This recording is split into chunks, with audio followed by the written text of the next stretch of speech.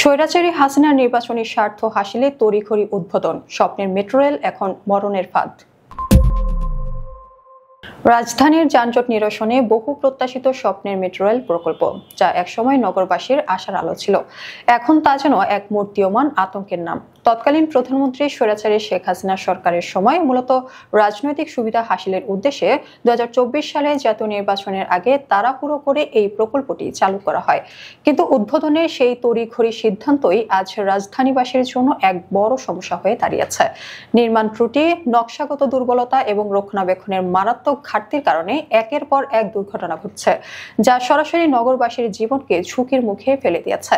বিশেষজ্ঞরা বলছেন, প্রায় 33,500 কোটি টাকার এই বিশাল প্রকল্পের গোড়াতেই ছিল গলদ। প্রকল্পটি পরিচালনাকারী সংস্থা ঢাকা মেস ট্রানজিট কোম্পানি লিমিটেডের শীর্ষ পদগুলোতে দক্ষ কারিগরি জনবলের পরিবর্তে অনভিজ্ঞ আমলাদের নিয়োগ দেওয়ায় পরিচালনায় এক বড় সংকট তৈরি হয়েছে। জাপানি পরামর্শক প্রতিষ্ঠান এনকেডিএম প্রকল্প পরিচালনা সহ ঊর্ধ্বতন পদগুলোতে অভিজ্ঞ প্রকৌশলী নিয়োগের পরামর্শ দিলেও তৎকালীন সরকার তা উপেক্ষা করে। ফলে 27 জন পরিচালক সহ গুরুত্বপূর্ণ পদে আসীন হন নন টেকনিক্যাল ব্যক্তিরা, যা মেট্রো রেলের প্রযুক্তিগত ত্রুটির অন্যতম কারণ বলে মনে করা হচ্ছে।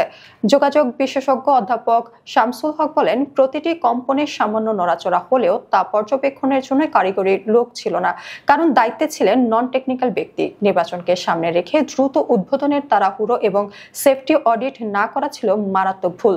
সড়ক পরিবহন মন্ত্রণালয় সূত্রে জানা যায়, 2024 সালের নির্বাচনকে সামনে রেখে তৎকালীন আওয়ামী লীগ সরকার দ্রুত প্রকল্পটি চালু করে। এই তাড়াহুড়োর ফল এখন স্পষ্ট। গত বছরের 18 সেপ্টেম্বর ফার্মগেট স্টেশনের কাছে 430 নম্বর পিলার থেকে একটি বিয়ারিং প্যাড খসে পড়ে। তখন একটি তদন্ত কমিটি গঠন করা হলেও 1.5 মাস পর তাদের প্রতিবেদনে কোনো সমস্যা খুঁজে পাওয়া যায়নি বলে জানানো হয়। কিন্তু সম্প্রতি একই এলাকায় 433 নম্বর পিলারের বিয়ারিং প্যাড খুলে পড়ে আবুল কালাম নামে এক পথচারী মর্মান্তিক মৃত্যু হয়। এই ঘটনা পুরো প্রকল্পের নিরাপত্তা ব্যবস্থাকে প্রশ্নের মুখে ফেলেছে। পরপর দুবার একই ধরনের ঘটনাকে নিছক দুর্ঘটনা বলতে নারাজ বিশেষজ্ঞরা। তারা একে কাঠামোগত দুর্বলতা ও চরম অবহেলা হিসেবেই দেখছেন।